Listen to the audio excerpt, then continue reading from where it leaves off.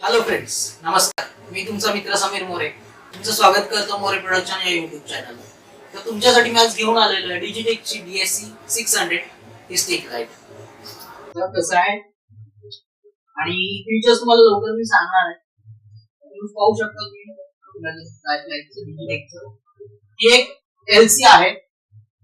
डिजिटेकची general LC आहे.